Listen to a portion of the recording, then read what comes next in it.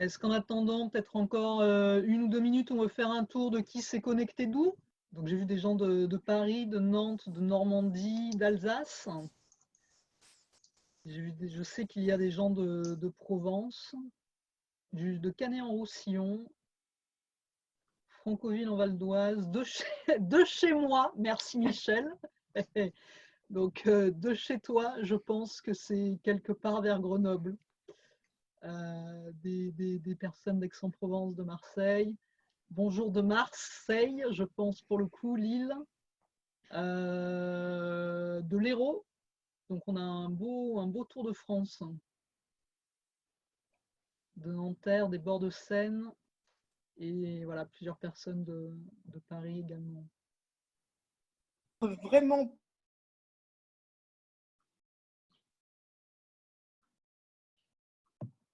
Samia, tu as coupé ton micro.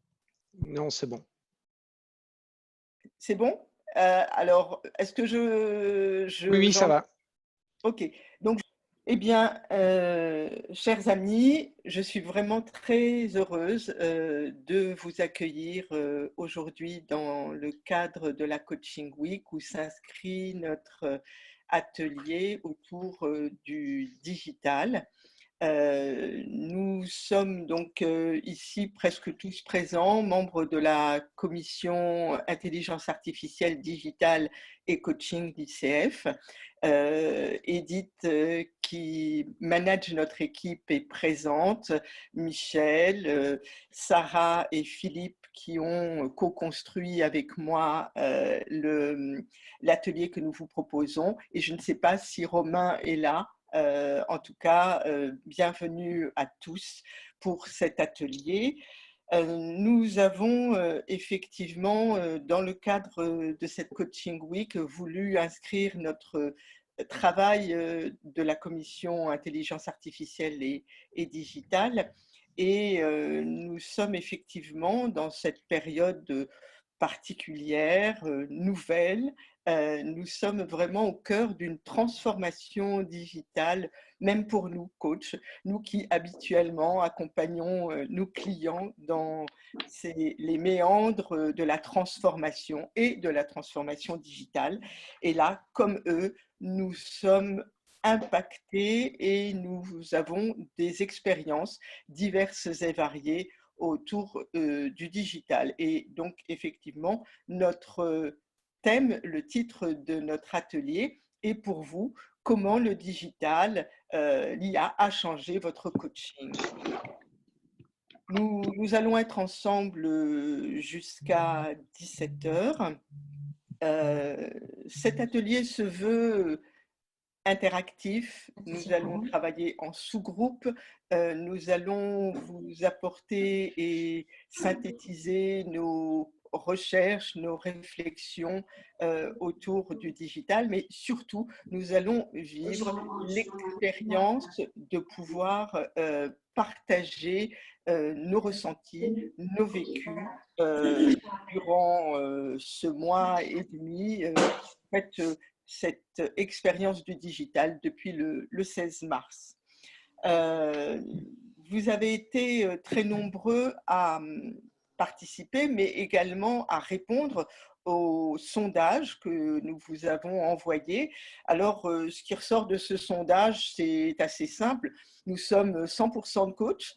Et oui, ICF, nous sommes bien là, nous sommes bien présents. Et ça, c'est vraiment chouette. Nous avons tous vécu cette transformation digitale, de gré, de force, avec légèreté ou avec crispation, ça dépend de chacun. Et pour aller plus loin, notre intention, c'est de pouvoir échanger et creuser cette question de posture dans cette transformation digitale. Alors, nous sommes ensemble, comme d'habitude, si je puis dire, c'est-à-dire c'est un atelier où on est tous là.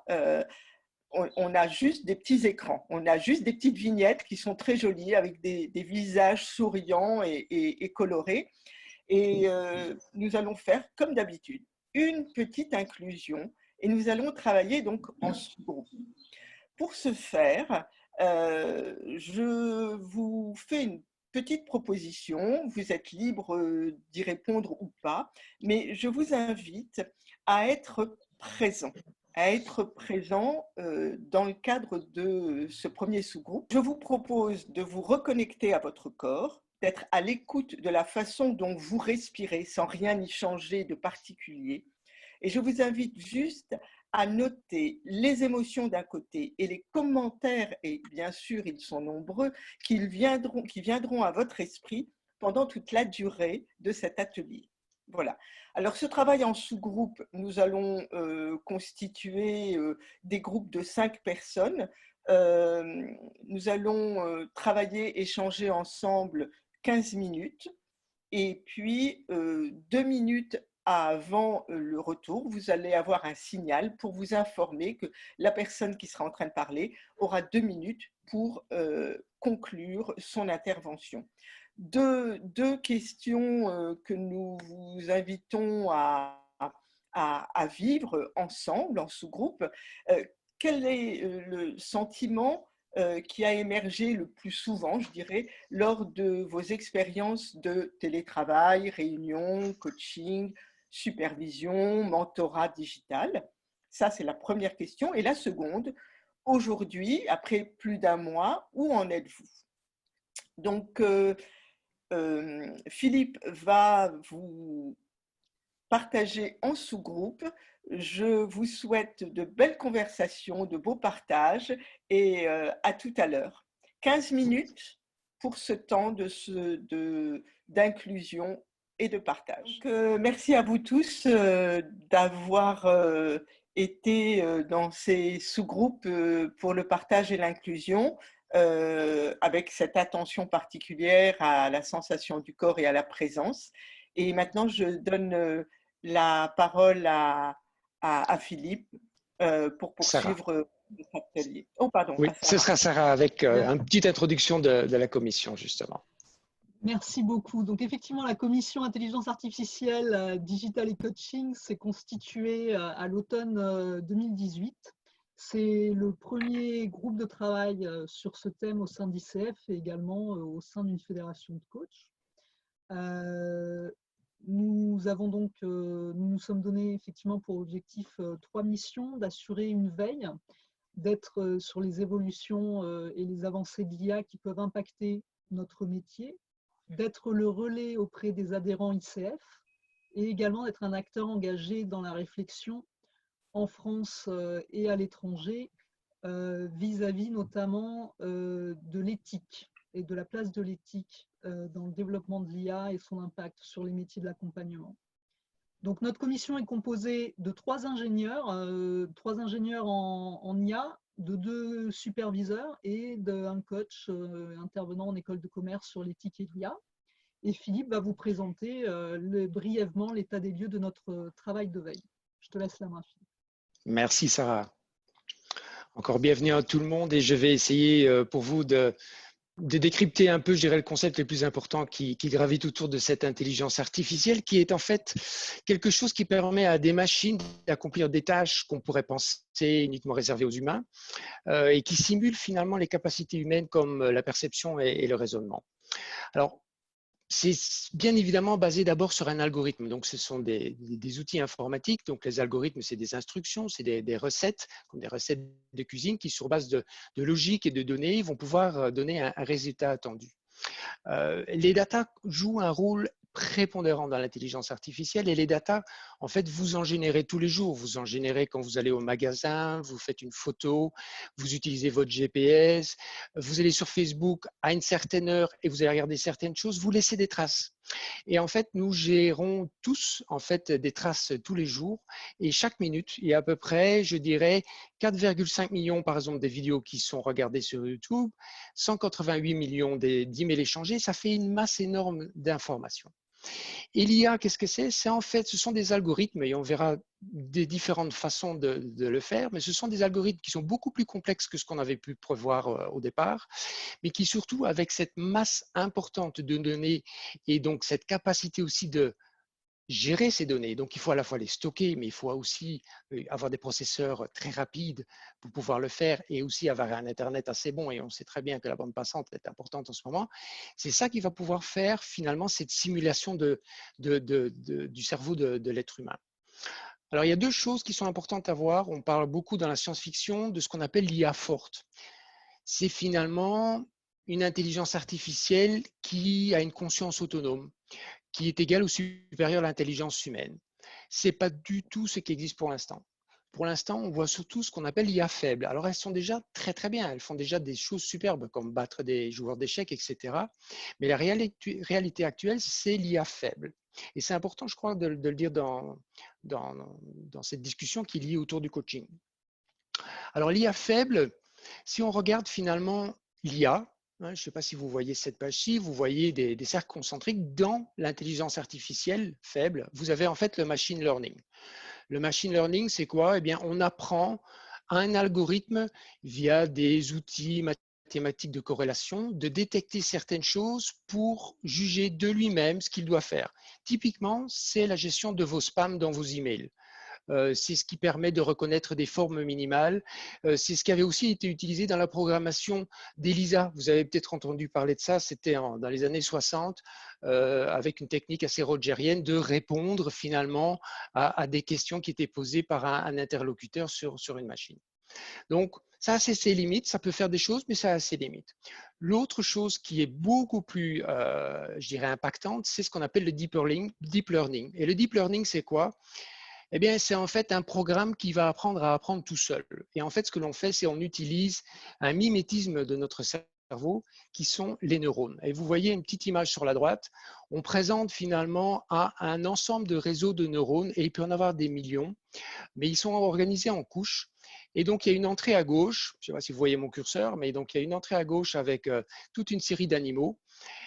Et sur base d'un apprentissage, en fait, le circuit à l'intérieur va se programmer lui-même pour dire, tiens, finalement, quand je vois un chat, je vais dire que c'est un chat. Donc ça, c'est le deep learning. Et le deep learning, en fait, il est très lié. Alors, je crois que vous ne voyez pas malheureusement tous les mots qui sont en dessous à cause de mon écran. Ça fait partie de la science des données, qui est justement tous ces outils analytiques de corrélation, de statistiques pour pouvoir gérer ce genre de choses-là. Alors, je vais à la page suivante. Mais l'état des lieux, si on regarde les chatbots qui existent, notamment, vous avez beaucoup de choses qui existent et Sarah va en parler après, ils ont leurs limites. Ils ont leurs limites parce que finalement, et j'ai repris un peu une petite anecdote qui était mentionnée dans l'article de Michel Saison et de Thierry Ménissier, ils n'ont pas de sens de l'humour ou du sens décalé que l'on peut avoir. Donc les systèmes d'IA sont vraiment très puissants, mais sur des sujets très spécifiques. Ils sont capables d'exprimer des émotions. En fait, ils vont les simuler parce qu'ils ne ressentent pas forcément d'émotions eux-mêmes. Et ils sont inspirés du cerveau humain. Donc, l'IA peut être aussi perfectionnée que les humains, mais pour l'instant de façon uniquement spécialisée. Alors, si on regarde, je dois bouger à mon deuxième écran, pardon. Voilà. Si on regarde les outils digitaux IA faibles, donc qui est ce qui existe pour l'instant, je dirais, dans notre monde. Alors, outils digitaux, c'est quoi? Ce sont tous les outils que vous trouvez sur Internet, ce sont aussi vos applications qui utilisent des modules et plusieurs modules d'IA faibles. Par exemple, Siri ou Alexa utilisent des reconnaissances vocales, la synthèse vocale, etc. Donc, ils utilisent plusieurs choses. Donc, ça, c'est ce qui existe pour l'instant. Et ce que l'on voit qui existe pour l'instant au niveau du coaching, ce sont justement les plateformes de sourcing, donc rechercher, faire du matching entre des personnes et rechercher les coachs. Les chatbots de coaching qui ont certaines limites, on a vu la petite blague juste avant, les outils en ligne de développement évidemment et les e-learning, et vous avez des plateformes de coaching qui reprennent en fait l'ensemble. Alors je vais repasser la main à Sarah, mais juste avant, je ne peux pas vous faire un sondage directement, mais dans le chat, je voudrais vous poser la question suivante. Et donc vous répondez simplement par oui, non ou je ne sais pas, qui est: est-ce que vous pensez qu'ICF France a une plateforme de matching? Donc la question que je vais mettre dans le chat, pensez-vous qu'ICF France a une plateforme de matching et je vous demande de répondre dans le chat. Voilà, comme ça permet à Sarah de lire les résultats. Merci beaucoup, j'aime beaucoup, quelqu'un a répondu. Il y a de fortes chances. Merci Philippe. En effet, pour être plus précis, ICF a sa propre plateforme de sourcing. Donc le sourcing, c'est qu'on va trouver effectivement des coachs à la demande selon, à travers la page Trouver son coach, ou en remplissant un certain nombre de critères, l'accréditation, le type de coaching pratiqué, le lieu géographique. Le client peut accéder à une liste de coachs qui correspondent à ces critères. Vous avez également, comme l'a mentionné Philippe, des plateformes, donc tu peux passer Philippe à la suivante, des plateformes de matching qui, elles, vont aller un peu plus loin et qui vont mettre en contact des coachs et des clients à partir de questionnaires qui, là, pour le coup, vont prendre en compte, effectivement, comme dans le sourcing, des informations factuelles, je ne sais pas, l'âge, l'expérience professionnelle, le genre, et des informations plus subjectives comme les valeurs. Là, par exemple, on a pris l'exemple de The Place to Coach qui, eux, font leur matching à travers des citations de leaders inspirants. Et si vous voulez, vous avez un algorithme derrière qui va tourner, qui va prendre effectivement les inputs et qui va matcher le client et son coaché en fonction de ces degrés de lecture factuels et subjective. Vous avez ensuite d'autres plateformes qui proposent effectivement de remplacer le coach humain par ce qu'on appelle des chatbots. Donc, ça va être des outils de coaching automatisés et à travers une session de questions-réponses de ce que le client, le coaché va dire, le chatbot va rebondir avec des phrases qui ont été prédéfinies à l'avance, programmées par un humain sur un logiciel. Pocket Confident est un exemple d'app qui a été développé pour être utilisé sur son smartphone à tout moment. Et enfin, vous avez les plateformes de développement personnel, par exemple Raditus, où là, en fait, vous avez accès à tout un tas d'outils qui sont des auto-évaluations psychométriques, par exemple, afin de développer ces compétences transverses, et vous allez avoir, selon vos résultats, accès à des modules qui vont être personnalisés, et en complément, vous pouvez avoir des sessions de coaching. Donc là, le coach vient se rajouter en complément à ces outils. Donc, on vous a donné un tour d'horizon très rapide, parce qu'effectivement, comme l'a dit Samia en introduction, nous voulons un atelier interactif. Donc, on vous a donné un tour d'horizon de ce que nous, en tout cas, la commission IA a pour connaissance. Il y a probablement des choses très clairement que moi, en tout cas, j'ignore. Donc, il y a peut-être encore d'autres outils que vous connaissez et nous serions ravis de les prendre. Mais voilà, c'est un petit peu le résultat de notre travail de veille et je repasse la parole à Samia. Merci Sarah. Donc effectivement, cette transition digitale, nous la vivons et donc j'ai eu la chance de proposer le premier atelier, la première masterclass digitale, tout simplement parce que il était prévu une masterclass sur puissance et impuissance. Et comme je crois qu'au fond de moi, j'aime pas me sentir impuissante, et ben quelque part, j'ai dit, puisque c'est comme ça, eh ben, on va la faire sur Zoom.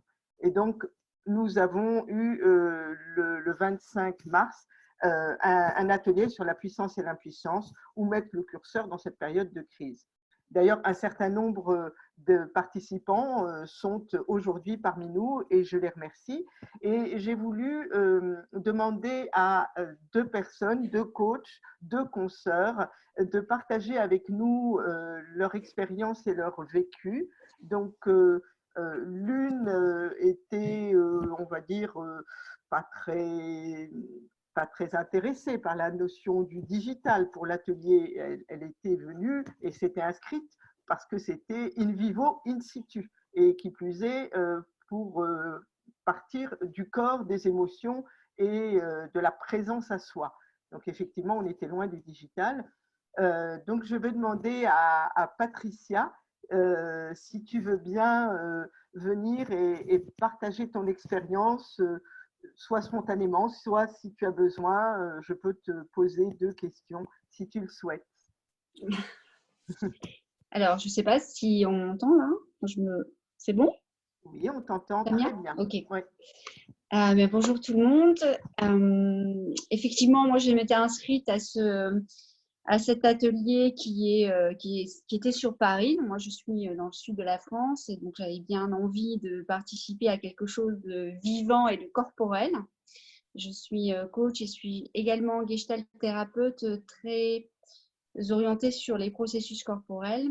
Et donc, pour moi, ce n'était pas imaginable de vivre ce type d'atelier, notamment sur la puissance, de façon virtuelle. Je n'étais pas du tout jusque-là encline à travailler en distanciel par le virtuel. Je ne travaillais ni par téléphone, ni par caméra interposée. Voilà, donc l'expérience que nous a proposée Samia le 25 mars, c'était pour moi une première. Et est-ce que tu peux aller plus loin sur ton expérience, c'est-à-dire du coup, quelles sont les valeurs, les croyances qui ont bougé ou qui n'ont pas bougé après cette expérience digitale? Oui, alors je pense que ça va au-delà des croyances. Dans la mesure où ce que j'ai pu expérimenter le 25 mars de façon assez surprenante, c'est une intimité que je ne pensais pas possible par le biais du virtuel. Une intimité que je pense est en plus facilitée, du coup, je pense par l'écran. D'une certaine façon, je me suis dit, tiens, c'est intéressant parce que peut-être que l'écran permet justement une facilitation plutôt qu'une distanciation en termes d'intimité. Et par la suite, j'étais en formation pendant ces dernières semaines et nous avons développé un outil en virtuel, un outil qui est issu des constellations familiales. Et j'ai été très étonnée de voir qu'il y avait une reconfiguration du champ, c'est-à-dire que voilà, ce que la personne me disait vivre, eh ben, ça se passait entre elle et moi par le biais de l'écran. Donc, vraiment une reconfiguration de ce qu'elle vivait entre elle et moi. Et ça, c'était très étonnant de me dire, tiens, c'est possible, quoi. Et j'arrivais même à pouvoir sentir certaines émotions qu'elle ressentait dans le cadre de l'expérimentation que nous faisions ensemble. Donc, j'étais vraiment interloquée par ça. Donc, ça va au-delà de mes croyances, en fait. C'est pas que ça fait voler en éclats mes croyances, c'est que voilà, ça va bien plus loin. Donc, pour moi, c'est aujourd'hui un outil que j'ai adopté. Super, merci beaucoup de ton témoignage, Patricia. Merci à toi, Samia, pour la découverte. Merci. Alors, Florence, tu es venue à cet atelier, mais toi, au contraire, tu es une femme du digital, du marketing, donc a priori, pas grand-chose de nouveau, et pourtant, tu as entrevu une autre manière de vivre les choses à l'occasion de cette masterclass. Est-ce que tu veux bien partager ton expérience avec nous, Florence? Oui, bien sûr, avec plaisir. Alors oui, en effet, moi, mon métier d'avant, le coaching, c'est des postes de direction commerciale et marketing dans des boîtes du e-commerce et du digital. Et donc, en effet, à la fois pour les clients et à la fois dans ces entreprises-là, les outils digitaux, c'est le quotidien, en fait. C'est la norme. J'ai été quand même très étonnée lorsque j'ai participé à ta masterclass de pouvoir ressentir de façon aussi vive la présence à moi-même dans les moments où tu nous as invités dans différentes séquences à nous connecter au corps, à la respiration, etc. Et je rejoins ce que disait Patricia tout à l'heure. Je pense, avec le recul, que c'est lié à une forme d'intimité vécue, parce que finalement, on est relié au travers de l'écran, mais on est dans l'intimité de son appartement. Et donc, ce mélange-là moi, m'a permis de vraiment m'autoriser à lâcher, ce que j'aurais peut-être pas fait si je m'étais trouvée assise à côté de quelqu'un. C'est-à-dire que d'être seule avec moi-même dans l'intimité de mon appartement, mais reliée à ta voix et reliée aux autres participants, ça m'a permis de me sentir très en présence et de lâcher prise sur tout un tas de trucs. Et j'ai eu une révélation, et je te l'ai dit quand on a préparé ça, hein, à l'occasion de la masterclass, c'est tout d'un coup, je me suis rappelé que j'avais un corps et je me suis rendu compte que mon corps me faisait mal. Et c'est arrivé de façon très, j'allais dire presque brutale pendant la masterclass, et ça m'a percuté en tout cas. Voilà.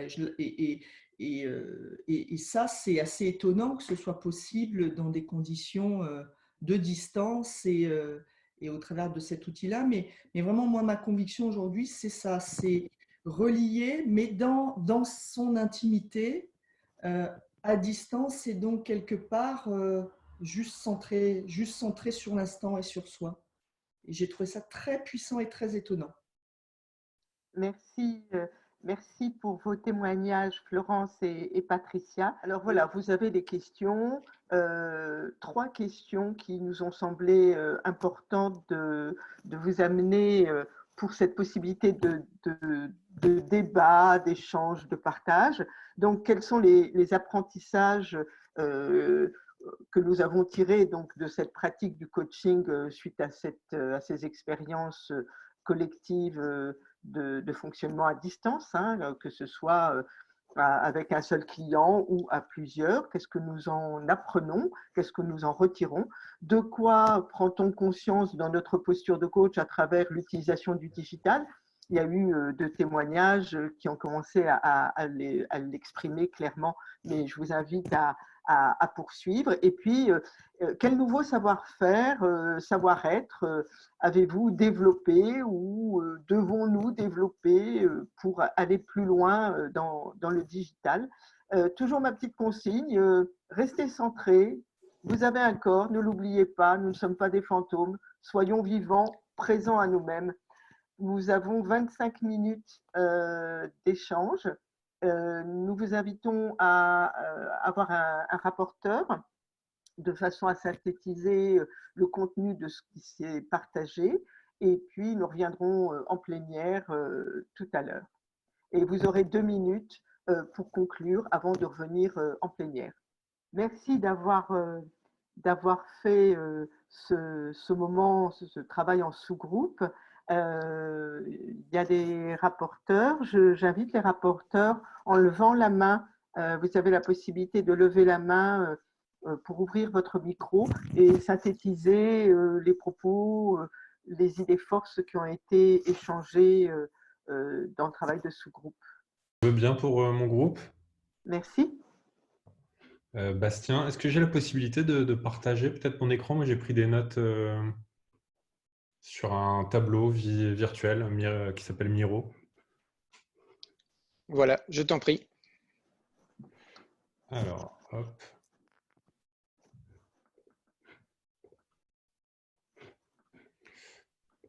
Alors, est-ce que vous voyez mon écran? Oui. Du coup, sur la question des apprentissages,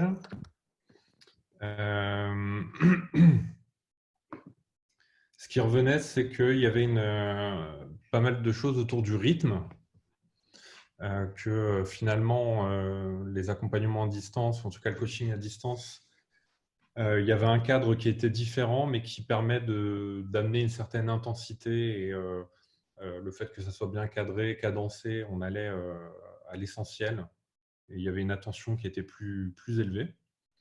Au niveau des contenus, ça nécessitait beaucoup finalement de contenus ou les outils qu'on utilise en coaching. Il a fallu revoir un petit peu ce qu'on connaissait et adapter les contenus pour le format, en tout cas du digital. Donc ça a stimulé aussi notre créativité. De la technique, il y a quand même des consignes techniques qu'il faut maîtriser, qu'il faut rappeler, en tout cas dans l'utilisation des outils. Les outils qu'on doit découvrir, apprendre, tester, se tromper. Et puis aussi, en apprentissage majeur, c'était le temps de préparation. Une préparation à l'avance assez exigeante, un temps plus important, surtout ensuite si derrière on a une co-animation. Par contre, une fois que c'est bien préparé, on sent vraiment que c'est plus fluide et plus rythmé. Dans nos prises de conscience, donc j'ai mis des petites phrases qui sont sorties en tout cas dans nos échanges. Ça marche, ça marche plutôt bien. On va à l'essentiel, donc on se dit est-ce que c'est l'outil, est-ce que c'est le fait qu'on est dans une fenêtre et on se dit il y a un temps bien défini et finalement on va plus facilement à l'essentiel. C'est cadré, c'est facilité. Et quelque part, on disait l'écran peut faire écran, mais finalement ça nous aide à nous mettre à la bonne distance. J'aime bien cette citation, ça permet le lien, l'intimité, c'est les prises de conscience aussi. Il y a cette alliance, cette bulle de confiance qui est possible de créer même à distance.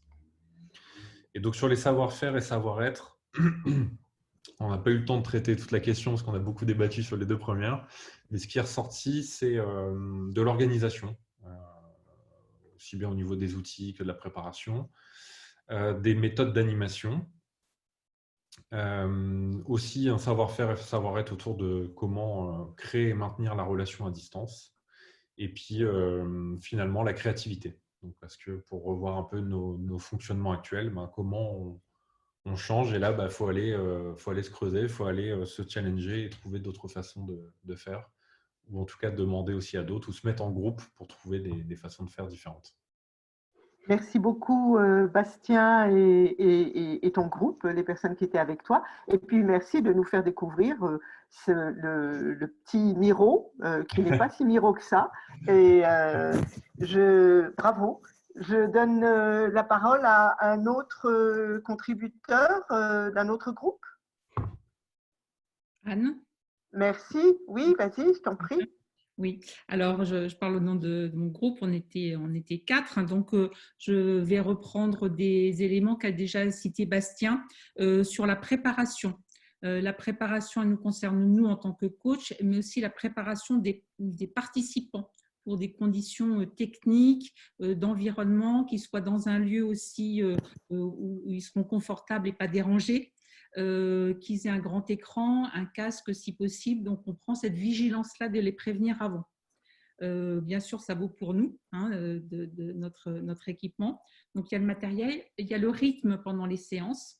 Donc, c'est à la fois garder du rythme, mais aussi faire des pauses. Et on est venu aussi à dire que pour certaines interventions qui étaient trop longues, 3 à 4 heures, le choix était fait de faire plutôt 2 séances de 2 heures. Voilà, ou un morceau le matin et l'après-midi, justement pour que les gens reviennent remobilisés, voilà, et réénergisés après. Il y avait aussi la notion de la taille des groupes.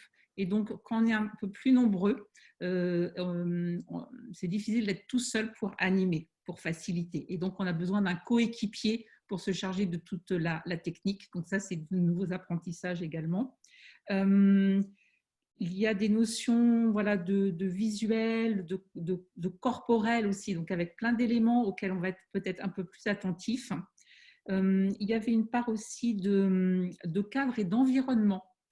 C'est-à-dire que pour certains, il y a des décors de fond. Donc, ça nous pose la question de tiens, qu'est-ce que ça veut cacher? Et il y a aussi l'attention qu'on peut porter à l'environnement. Tiens, qu'est-ce que ça nous dit de la personne, voilà, chez elle?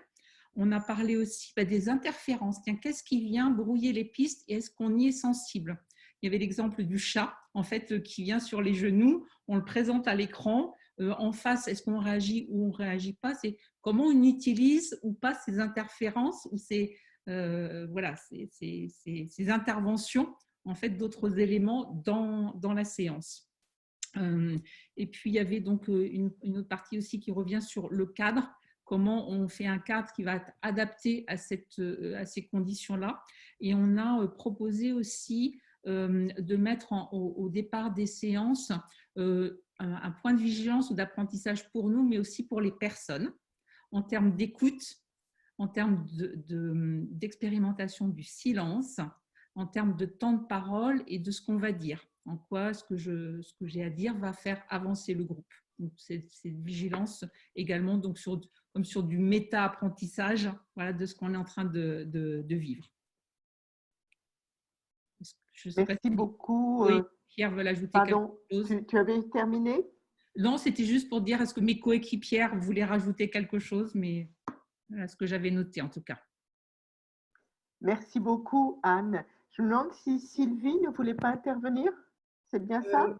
Oui, pour mon groupe, donc groupe. Nathalie, Monique, Michel et moi-même, hein, donc je parle sous leur contrôle. Peut-être, parce qu'il y a déjà beaucoup de choses qui ont été dites, donc je ne vais peut-être pas de manière exhaustive redire tout ce qu'on a dit. Ce qui me paraît important peut-être d'ajouter, c'est finalement que c'était une période aussi d'apprentissage pour beaucoup d'entre nous dans le groupe, à la fois sur des nouvelles techniques, des nouvelles opportunités, donc voir tout ce que ça peut apporter. Et du coup, avec une demande beaucoup de facultés d'adaptation. Et on a beaucoup parlé aussi de finalement se donner des permissions par rapport à cet outil-là, et notamment travailler aussi toutes ces croyances, à la fois pour les clients et pour nous-mêmes, puisque finalement, on s'est aussi rendu compte, et la prise de conscience, c'est que cet outil, finalement, ce n'est qu'un outil, et que quelque part, bien sûr, il y a des choses à maîtriser, mais c'est aussi ce qu'on est capable ou pas de se donner comme autorisation par rapport à cet outil qui est importante. Et on a beaucoup réfléchi aussi sur l'importance du cadre, de bien poser le cadre, mais je crois que Anne, c'est aussi un point que tu évoquais, peut-être d'être encore plus en contact et à l'écoute du client et de ce qu'il est capable ou pas, à la fois dans sa capacité d'acceptation du digital, mais aussi dans son environnement, dans la situation qu'il a, dans la disponibilité qu'il a, et en se disant qu'il y avait peut-être un point qui était très important, c'était encore plus, peut-être des choses qu'on fait, mais encore plus en digital, de prendre le temps de faire ce sas, en fait, entre chaque visio, pour vraiment créer cet espace, cette bulle, en fait, qu'on peut peut-être plus facilement faire habituellement dans nos accompagnements. Et ce qu'on s'est dit, en fait, il y a trois choses en termes de prise de conscience. Et la première, c'est que finalement, le digital permettait l'intimité. Et ça fait partie d'ailleurs des témoignages qui ont été donnés tout à l'heure. Que c'était donc bien évidemment d'être peut-être encore plus coach, puisque finalement, ça nous obligeait, entre guillemets, à être encore plus, à accueillir l'inconnu, l'imparfait, la non-maîtrise, parce qu'on est aussi sur un outil qui, on voit bien, de temps en temps ça coupe, de temps en temps ça recommence. Et donc, voilà, que tout est matière et comment on pouvait vivre avec ça, être encore plus coach, et en se disant que finalement, le digital était un accélérateur, en fait, et un révélateur de à la fois le meilleur comme le pire. Et donc, c'est comment on est encore plus dans ce chemin-là, dans l'inconnu, dans la co-construction avec son client, et qu'en fait, ce qui était surtout important, c'est finalement d'être encore plus soi-même par rapport à dans l'apprentissage et dans l'évolution permanente. Voilà ce qui est dans notre groupe. Merci beaucoup, Sylvie. Été fidèle le plus possible. Alors, je vais prendre un dernier témoignage, parce qu'il est 17h01 et qu'on voudrait quand même avoir le temps d'avoir une déclusion digne de ce nom. Vas-y, Irène, si tu veux. Alors, rapidement, pour notre groupe, je ne vais pas répéter des choses qui ont déjà été dites. On a parlé d'avoir des règles très explicites, en fait, en début de visio, notamment pour pouvoir chacun parler, ne pas se couper, ne pas avoir des interférences dans les connexions. S'assurer du confort, en fait, de nos interlocuteurs, de leur sécurité psychologique, de leurs besoins. Ne pas oublier, parce qu'on est derrière un écran, toute cette mise en lien avant de démarrer. Nous avons aussi pas mal discuté sur ce cadre à l'intérieur du cadre. Je m'explique. Cette espèce de petit écran, la petite vignette qui crée un cadre à l'intérieur du cadre de coaching, notamment, comment elle interfère sur nos séances, sur le déroulement de la session, comment on est vigilant par rapport à cette focale qui peut-être nous empêche de voir des choses autour. Et on s'est notamment dit qu'on devait un peu muscler notre superviseur interne là, encore plus que d'habitude dans des sessions digitales. Voilà pour l'essentiel. Peut-être qu'Edith ou les autres veulent rajouter quelque chose? C'était super, Irène, bravo. Très bien. Merci. Alors, il est 17h03. Je vous remercie, nous vous remercions infiniment de tous ces partages parce que c'est vraiment beaucoup de matière pour nous tous pour aller plus loin dans le digital en tant que coach et en tant que superviseur, mentor. Avant de redonner la main à Sarah qui va guider la déclusion, je voudrais savoir si vous êtes d'accord pour que l'on prenne une photo en mémoire donc de ce temps partagé sur le digital. Si certaines personnes ne le souhaitent pas, vous mettez non et vous apparaîtrez sur la photo flouté. Je te donne la main, Sarah, pour la déclusion. Merci. Et compte tenu du temps, je invite à la faire en mode popcorn. Tout à fait. Merci. Merci. Donc, voilà, la question peut-être qu'on aimerait vous poser effectivement en mode popcorn, c'est de quoi avez-vous pris conscience pendant cet atelier? Voilà. Donc, n'hésitez pas à ouvrir vos micros pour partager. Si je peux me permettre, compte tenu qu'il y avait une proposition d'écoute du corps, d'observation des pensées, des commentaires, eh ben, si vous l'avez fait, vous ne l'avez pas fait, puis qu'est-ce qu'il en sort? Je vais prendre la parole, si vous permettez, Edith. Je pense qu'il y a une vraie exploration sur le cadre dans le cadre, sur le fait qu'on ait la petite boîte là à l'écran,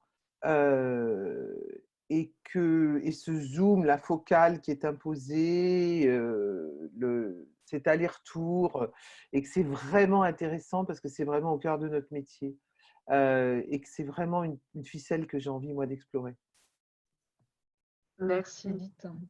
Est-ce que quelqu'un d'autre souhaite partager avec nous un autre partage? Je veux bien prendre le relais. Pour moi, c'est beaucoup d'enthousiasme à la suite de cette réunion ensemble. Je suis arrivée un peu à reculons en me disant, quand ça a démarré, qu'est-ce que je viens faire là? J'ai même failli quitter, un espèce de réflexe archaïque, enfin, infantile, je ne sais pas. Et puis je me suis dit, bon, qu'est-ce que tu as à perdre? Vas-y. Et finalement, de se laisser porter, se laisser embarquer dans cette animation qui était superbe. Merci pour ça. D'être bien dans les échanges, de les trouver vraiment riches et de repartir avec l'envie d'aller plus loin avec ces outils qui ne sont que des outils et finalement de se reconnecter encore plus à sa posture de coach dans ce contexte particulier. Merci beaucoup, Sylvie. Et ravie que tu sois restée avec nous. Qui souhaite partager également? Nous faire peut-être un dernier retour? Moi, je veux bien prendre la parole. Alors, oui, moi, ce serait l'envie d'aller plus loin, de voir ces outils ou cette situation comme une opportunité, mais aussi avec une envie de recentrage peut-être encore plus fort sur cette présence et sur cette écoute qui reste importante et fondamentale, et voilà, développer encore plus d'acuité et toutes ces compétences en fait du coach. Merci. Beau programme. Merci Cécile. Est-ce qu'on a le temps peut-être pour un dernier? Est-ce que quelqu'un, je fais le tour là de vos vignettes, est-ce que quelqu'un a un micro ouvert et souhaite prendre la parole? Ok, sinon je vais passer la parole à Edith. Edith, je crois que tu souhaites partager. Très rapidement, simplement pour vous dire que le travail qu'on fait, on a fait ce webinaire, enfin mes collègues ont fait le webinaire, mais on a publié des articles. Michel Saison a publié un article dans la Revue européenne de coaching avec Thierry Ménessier, un philosophe qui est en charge de la commission éthique au sein du Hub Intelligence Artificielle de Grenoble, qu'on intervient dans des conférences tant en France qu'à l'étranger pour partager ce qu'on fait, et qu'il y a un chapitre dans un bouquin qui va sortir en Angleterre à l'automne, qui est la suite de Excellence in Coaching de Passmo, dans laquelle il y a un chapitre qui va être consacré au travail que l'on fait aussi. Donc, c'est pour vous dire qu'il y a matière, qu'on continue à travailler, qu'on accepte avec grand plaisir. On accueillera des gens d'entre vous qui ont envie de creuser ça. Mais c'est vrai qu'on essaie d'être engagé et pas seulement consommateur, hein, on essaie de contribuer parce que c'est aussi notre mission. Voilà, et puis moi je remercie mes collègues d'avoir fait un super job. Bravo. Merci beaucoup Edith. Et en effet, si vous êtes intéressé par rejoindre notre commission qui est engagée, comme l'a rappelé Edith à travers voilà, nos différents articles et les différents webinaires que nous tenons, n'hésitez pas à nous contacter sur Workplace via la page de la commission. Merci beaucoup à vous tous pour votre participation. On espère vous retrouver bientôt en ligne ou alors éventuellement un jour dans vos régions aussi pour continuer d'animer et vous tenir au courant des avancées et de notre travail de veille. Bonne soirée à tous. Bonne soirée. Merci beaucoup. Bonne soirée. Bonne soirée. Au revoir. Au revoir.